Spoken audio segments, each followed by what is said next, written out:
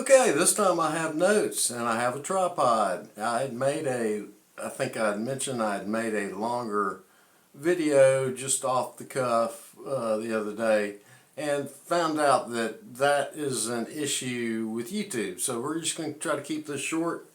It is now, I've got 11:22. So anyway. Again, I have notes. Videography, is a whole new thing. So, well, I've had cameras and all, Nikons and all that kind of stuff over the years. So, I'm not completely new to this, but I'm doing this on a phone. So, again, this is going to be just an overview for. Again, this is just going to hit some high spots and then we'll expand on those at a later date. And this is how to start a small construction trade business.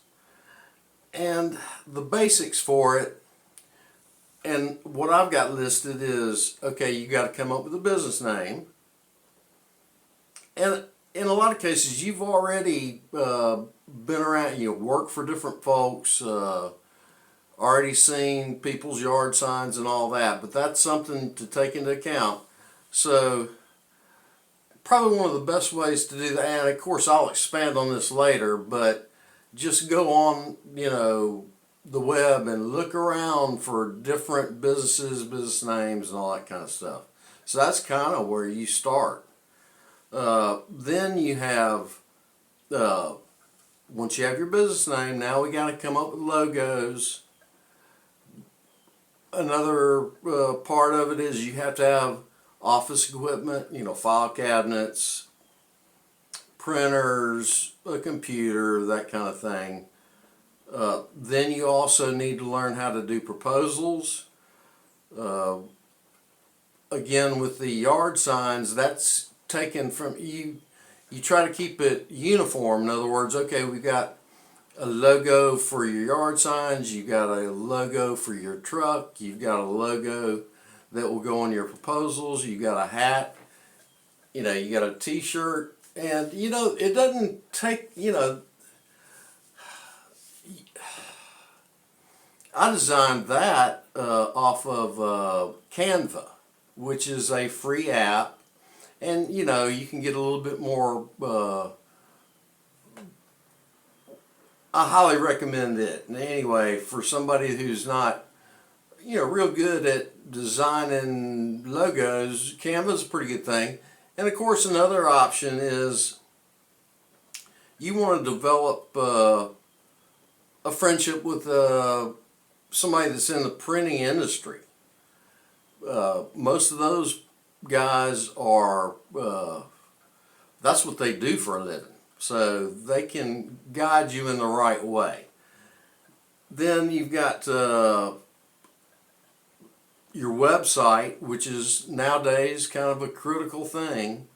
You need to have a website, not necessarily so much to draw traffic, but when you get customers that call you, you need to be able to hand them a business card, a flyer with a QR code, and they can go to your website, and it's kind of like your repertoire. In other words, you're showing them previous jobs that you've done and all that. And then there's Google reviews. In other words, get your people that you've done work for to do reviews. Then there's, the list goes on and on. Then you've got how do you hire people? And how, again, then that's a whole nother deal. It's, do you want to, you have to have the proper management skills, because if you don't manage your people properly, either they won't be there very long or they'll be, there's all kind of negative effects to not managing people the right way. Probably one of the biggest mistakes I see is,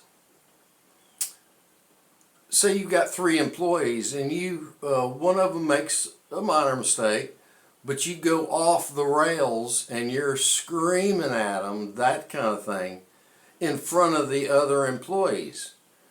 Again, bad management technique. We always need to, okay, if we got a problem, let's step somewhere and we'll discuss it calmly. There's no reason for hysterics.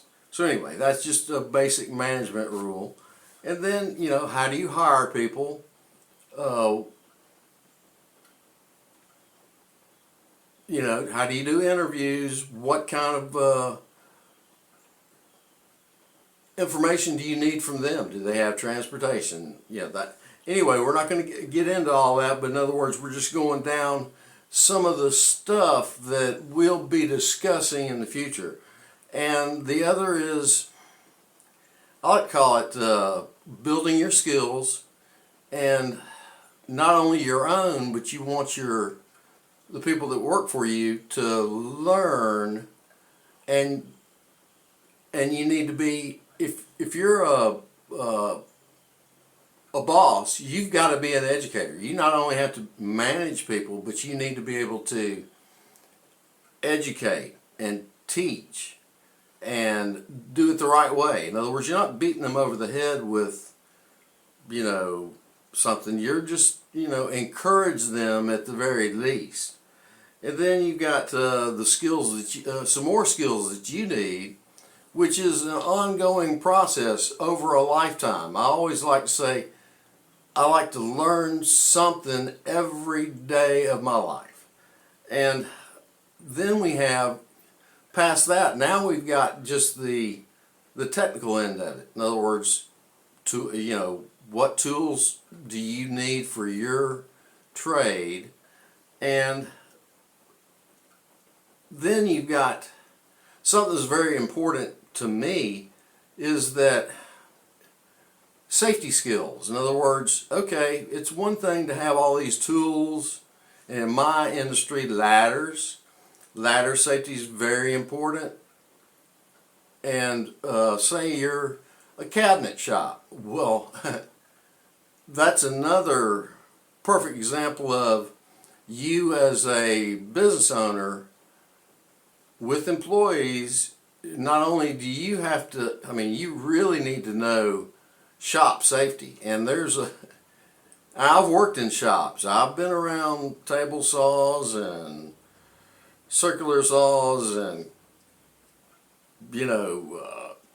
cutting metal, and I've done welding and all that fun stuff. So in other words, having the right equipment to be safe. And then like my industry, I was talking the other day, if you got a 2-part paint, well, we're not just protecting ourselves, we want to make sure that the people that work for us are safe themselves. Like, say if you're spraying a 2-part paint with isocyanates, well, that stuff's, you need full body protection, boots, gloves, full sleeves, taped, a respirator that's designed for, a spray booth, and then you need head covering, goggles, all that. So in other words, and say you're using a power tool that's real loud, well, you need to supply your